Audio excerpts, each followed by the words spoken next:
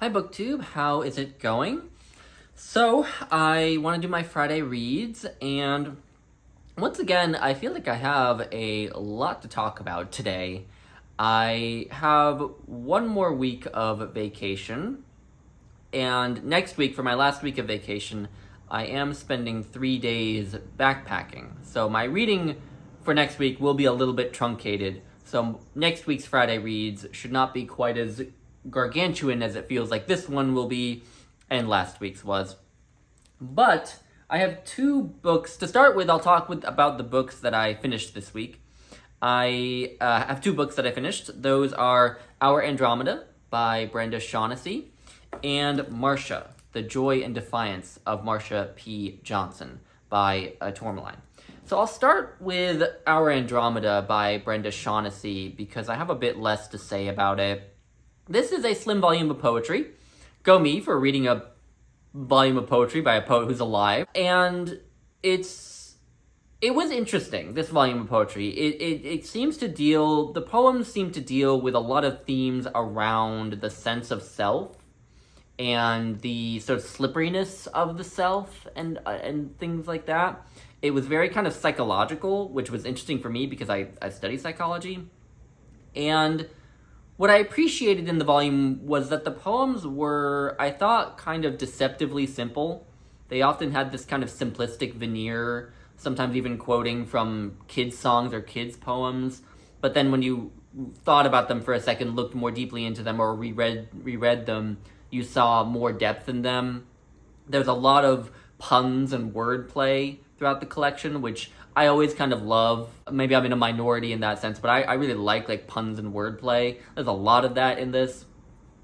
And she really is good with the musicality of poetry, the musicality of language, which is an aspect of poetry that a lot of modern poets don't do much with. Free verse has become so dominant in poetry that a lot of poets just don't pay attention to things like rhyme and alliteration and assonance and rhythm and so on, and writing in form. Brenda Shaughnessy does seem to write in quasi-formal verse, which is refreshing for a modern poet to do.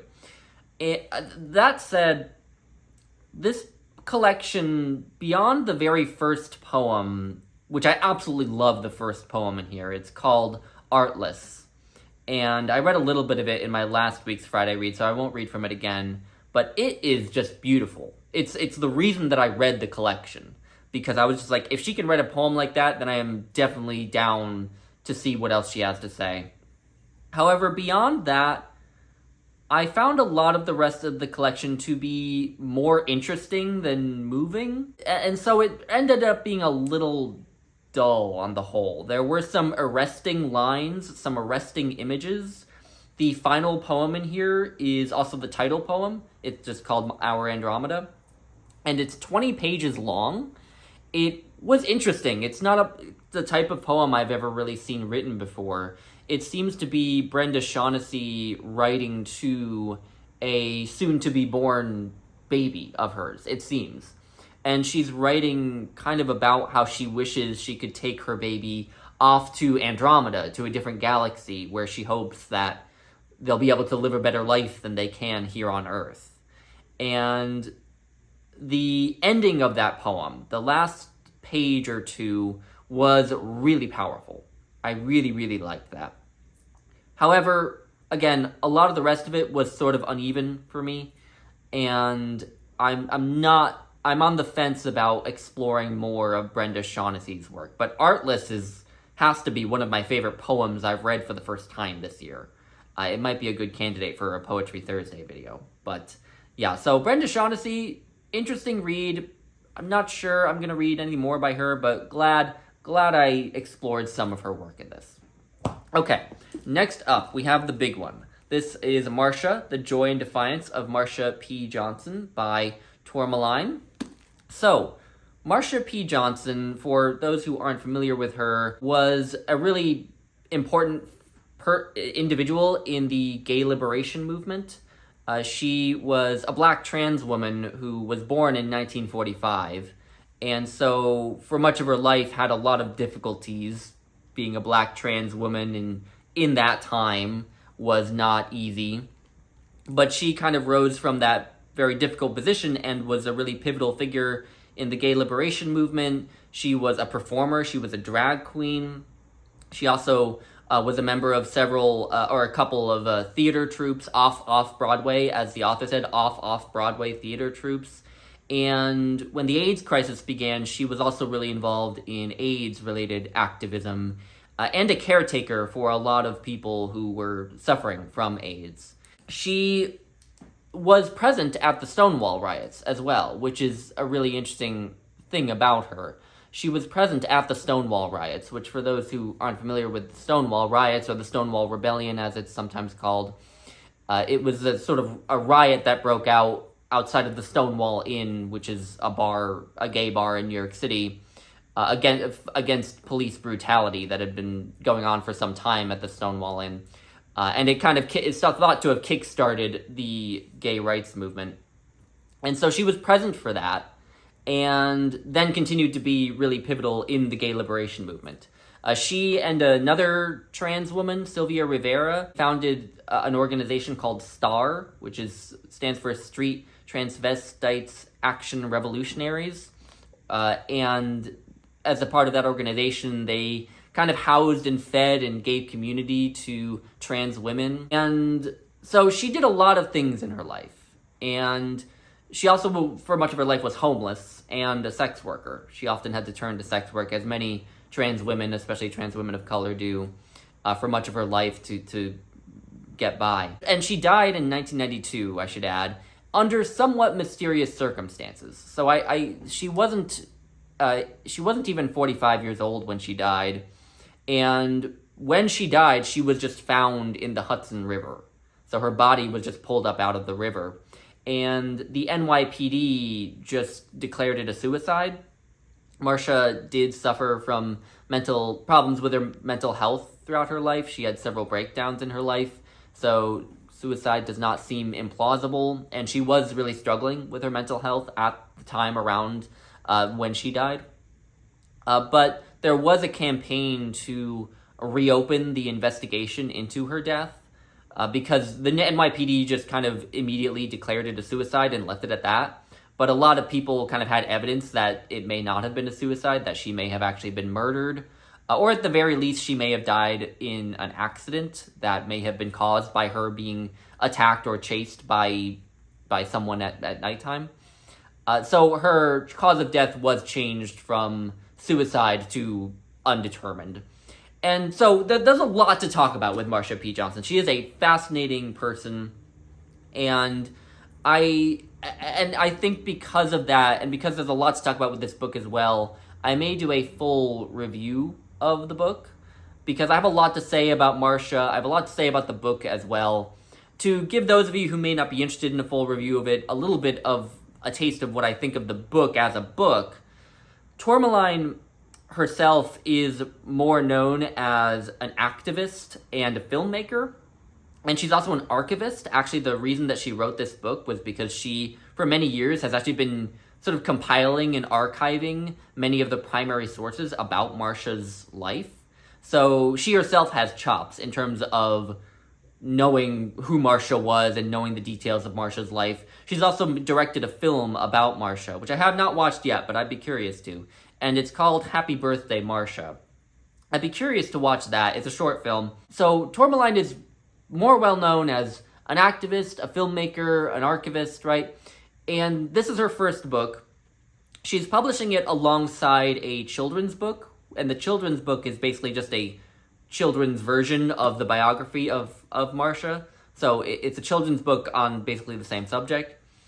And I just got the sense that the book needed to be polished a little bit more. I felt like it could have been edited somewhat. There were some points in the writing where I felt like with these repetitions of certain things throughout at certain points in the book that I feel like an editor should have caught. You know, like she'll introduce a person, right? A person or an organization or something, and then go on with her narrative, and then a few pages later mention the organization again, and then reintroduce it, right? As though you hadn't ever heard of it before, you know? And that, again, got me the sense that she needed a better editor, that this needed to be polished a little bit more. And then there's the prose, too, which is mostly good, but does occasionally lapse into talking in kind of abstractions. Okay, so there's a lot of kind of telling and not showing things about Marsha or about different ideas that Tourmaline brings up in the book. What I loved most about it, though, since I've started with my reservations about the book, what I loved about it is that, as with most good biographies are, in addition to telling you a lot about the individual, they're kind of also a history of the times that the person lived in. And I feel like this book was really good on that in terms of a history of the lives of trans women, but also the gay liberation movement and the AIDS crisis. Because Marsha, again, lived through and was very active in a lot of the pivotal moments in gay history in the second half of the 20th century. And so the book was a really good kind of history of that time through Marsha's life. So I'm going to leave it at that. I think I'm going to do a full video on it. I think I have enough to say about Marsha P. Johnson, the person, and the book to do a whole video. And I don't want this Friday Reads to be too long. Okay, so moving on now. I'm gonna talk now about the book that I started yesterday, and that's gonna kind of be my main focus for now. And that is a reread of really a trilogy that I haven't read in a few years. So I'm starting Molloy by Samuel Beckett, and I plan to read Molloy and then read the other two books in Samuel Beckett's trilogy. So Molloy is the first book in Samuel Beckett's trilogy, what's often just called the Beckett trilogy, right? So there's Molloy, Malone Dies, and the Unnamable. I read this trilogy several years ago now, and actually some of my earliest booktube videos are my videos on these three books. I made one book on each entry in the trilogy. I haven't watched those videos, and I don't think you could pay me to watch them because I was so early in my channel and I was so unpolished that I would not want to sit through those and listen to all the things that I would do differently about them now. But I'm rereading this trilogy now, and I'm reading it with Ami from Ami1649. I think that's still his channel name, but I'll leave a link to it. We are going to read this trilogy together and actually post some discussion videos about each entry. So we're going to do one discussion video on Molloy, one on Malone Dies, and one on the Unnamable. We're not quite certain what the schedule is going to be for that. I'm pretty sure we're going to get through Molloy in the month of June. The other two I'm not quite so certain about. We might pound through them fast, we might take it slow with them, I'm not sure. Now, if you're not familiar with Samuel Beckett's trilogy, it's not long. This bind-up of the four books is just over 400 pages. It's not long, but it is a beast. It is not an easy read. In some ways, it's a bit easier than James Joyce's Ulysses, but in some ways, I actually think it's harder. So the reason and this book is kind of Samuel Beckett's Ulysses, kind of in a way. And the reason I say that it's both easier and harder is because, on the one hand, you don't need any secondary texts to understand Beckett's trilogy. When I read James Joyce's Ulysses, I needed like a second book to guide me through it, right? And reading it like that, I did really enjoy it. But I would have really floundered if I had just tried to just read through Ulysses with my own equipment up here, right? With the trilogy, you don't need that. You don't need any critical apparatus to help you through the trilogy. It's not nearly as referential, but in a way it's harder because basically with Samuel Beckett's trilogy, you can kind of think of it like the last section of James Joyce's Ulysses, which is just an unbroken, unpunctuated sentence that goes on for, I think, like 70 pages. You can think of Samuel Beckett's trilogy as kind of all being that. It does have punctuation, it has full sentences and that sort of thing. It does occasionally have dialogue, although the dialogue isn't given in the traditional sense. It's not given in quotation marks or anything. But it is basically that for 400 pages. So, in that sense, it is harder, because you're dealing with that for 400 pages. So, I'm going to tackle this with Ami. We're going to post our discussion videos. They will probably be posted at his channel, so I will leave a link to his channel if you're curious to hear him and me to discuss these. We probably won't get them out for a while, but look for them on his channel, is your best bet. So far, I'm about 40 pages into Molloy, and I'm really actually enjoying it. I'm really, really enjoying it. It is a really interesting just sort of snapshot into... Well, it's basically stream of consciousness, right? And I think it's a really interesting way of portraying the way that a human mind thinks about the world, right? And so I guess that's what I'll say so far. I'm not sure what else to say. I don't want to... The thing with the trilogy is you could talk about it for hours, and I already talked about Marsha for a while, so I'll leave it at that, and maybe I'll talk a little bit more about it next Friday. All right, and then I've got the other books that I'm chipping away at. We've got The Wretched of the Earth by Frantz Fanon, which I'm buddy reading with Patrice of 2 Minutes on Books. This continues to be interesting. There continue to be some really arresting quotes. On the whole, I don't know how much I'm actually learning from it. I feel like maybe I would learn more from reading history of decolonization than reading post-colonial theory, but it's interesting. I'm not sure what else to say about it, so there's that. And then Christianity, the First 3,000 Years by Diarmaid MacCulloch, continues to be excellent. I just arrived at the section about St. Augustine, which should be fascinating. St. Augustine is a fascinating thinker who I confess I have to say I'm not as familiar with as I would like. So I'm looking forward to hopefully getting a little bit more educated on that from what Diarmaid MacCulloch has to say about him. And then I've got the Collected Poems by Sylvia Plath and the King James Bible. The Collected Poems, there's not much more to report. Still really enjoying it. Starting to enjoy it more. I've made it to 1961, the year 1961, in her writing. And pretty soon I'll be in 1962, which was her most productive year, and was when she wrote like Lady Lazarus, Fever 103, Daddy, a lot of the famous poems. So I'm really eager to get to 1962. And then in the Bible, I've made it to the book of Ezekiel. So this week I finished the book of Jeremiah, read through the Lamentations. I also read the Song of Solomon, which I love the Song of Solomon. I think it's becoming my favorite book in the Bible, actually. And now I've made it to the book of Ezekiel, which is a beast. It is different. Right from the opening chapter, it is certainly a trip. So the book of Ezekiel is known for having a lot of sort of trippy sequences. It opens with this description of these angels who have like 4 heads, and these other angels that are like in the form of a wheel. So Ezekiel is a trip. It's interesting so far.